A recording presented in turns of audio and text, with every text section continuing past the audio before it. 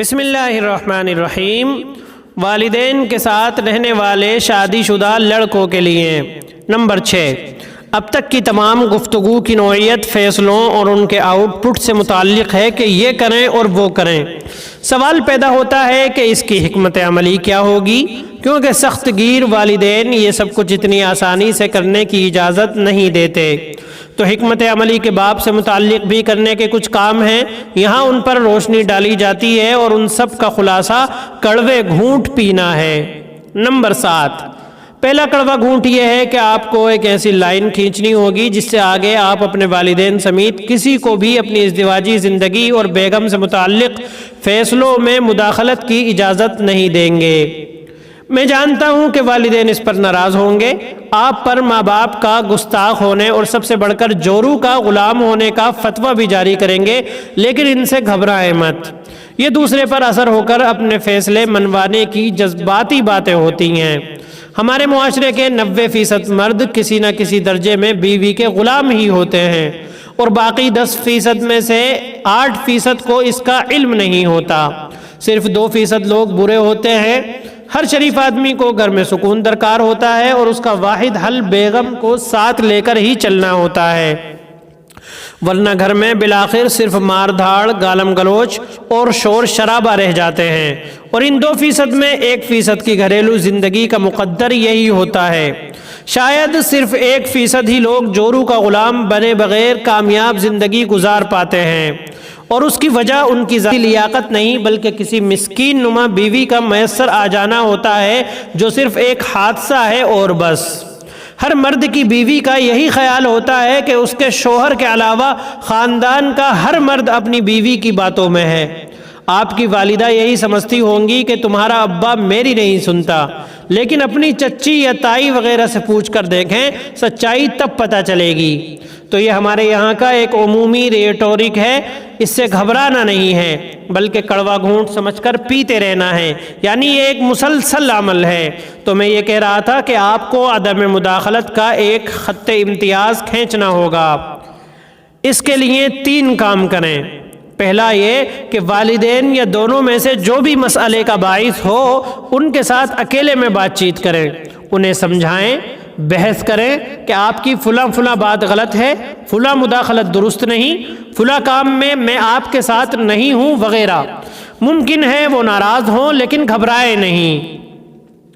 پھر جب آپ کی موجودگی میں وہ ایسا طرز عمل اپنائیں تو انہیں ٹوکیں، مداخلت کریں۔ آپ کو انہیں بار بار یہ احساس دلانا ہوگا کہ میں اس غلط کام میں آپ کے ساتھ نہیں ہوں۔ اس سب کا مطلب یہ نہ سمجھیں کہ ان کے ساتھ بدتمیزی کرنے کا مشورہ دے رہا ہوں، نہیں، بلکہ ان کی ناجائز بات نہ ماننے اور اس میں ان کے ساتھ کھڑے نہ ہونے کا مشورہ دے رہا ہوں۔ والدین کو آپ سے یا آپ کی بیگم سے شکایت ہے تو ان سے اکیلے میں بات کریں، ان کی سب باتیں سنیں، چاہے وہ گالیاں ہی دیں۔ آپ کی بیوی کو برا بھلا کہیں، سب سنیں، ممکن ہو تو ان کی کسی بات میں ہاں بھی ملا لیں، کوئی فرق نہیں پڑتا۔ وہ کہیں کہ یہ کرو اور وہ کرو، بس سنتے رہیں۔ ضروری نہیں ہوتا کہ ان کی ہر بات کو ان کے منہ پر جھٹلایا جائے۔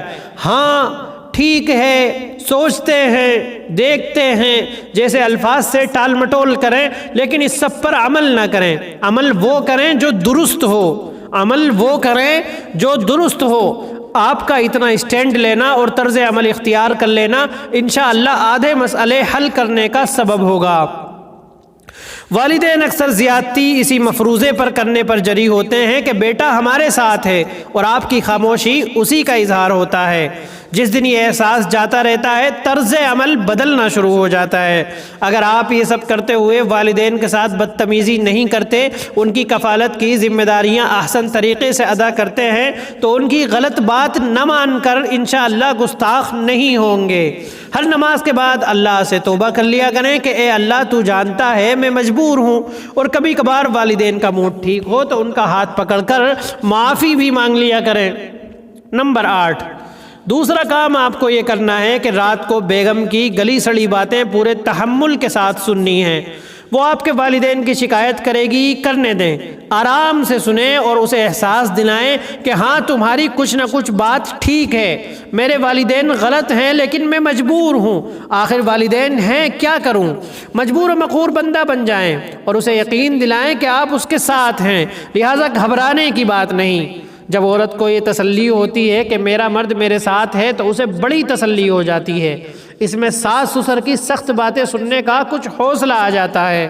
اب وہ وقت کا انتظار کرنے لگتی ہے، کیونکہ ہر عورت جانتی ہے کہ سسرال میں رہنے کا یا تو ایک وقت ہوتا ہے جو ختم ہو ہی جاتا ہے، اور یا پھر بالکل بزرگ ہو جاتے ہیں اور پھر اسے کچھ اسپیس مل جائے گی۔ اگر آپ نے اس کی ہمت نہ بنائی تو اب اس کی ہمت جاتی رہتی ہے۔ نمبر 9، یہاں میں آپ کو یہ بات بتاتا چلوں کہ اس حکمت عملی کے بعد آپ کی حالت دھوبی کے کتے والی ہو جائے گی۔ ماں کہے گی تو جورو کا غلام ہے، بیگم کہے گی آپ صرف ماں باپ کے تابع دار ہیں، میرا کچھ خیال نہیں۔ جب آپ کے والدین اور بیگم دونوں کو یہ یقین ہونے لگے کہ آپ صرف دوسرے فریق کی بات مانتے ہیں تو سمجھ لیجئے اس روز آپ کامیاب خاندانی زندگی کی راہ پر سوار ہو چکے ہیں۔ والدہ کے ساتھ بیٹھیں گے تو وہ جلی کٹی سنائیں گی، بیگم کے ساتھ بیٹھیں گے تو وہ اپنی سنائے گی، ہر کسی کے پاس اپنے حصے کا آدھا آدھا سچ ہوتا ہے، سب سنیں۔ اس سب سے گھبرانا نہیں ہے، یہی کڑوے گھونٹ کامیاب زندگی کی ضمانت ہیں۔ نمبر 10، میں جانتا ہوں کہ اس سب کے باوجود بھی گھریلو جھڑپیں بہرحال جاری رہیں گی، ان کا کوئی معین حل نہیں، اس میں پلڑا کبھی ایک طرف بھاری ہوگا تو کبھی دوسری طرف، کبھی آپ کو کسی ایک فریق کو دبا کر کسی دوسرے کو منانا ہوگا تو کبھی اس کے برعکس۔ یہ فن درج بالا اصولوں پر کچھ سال عمل پیرا رہنے کے بعد ہی حاصل ہوتا ہے، سو تجربہ لازم ہے۔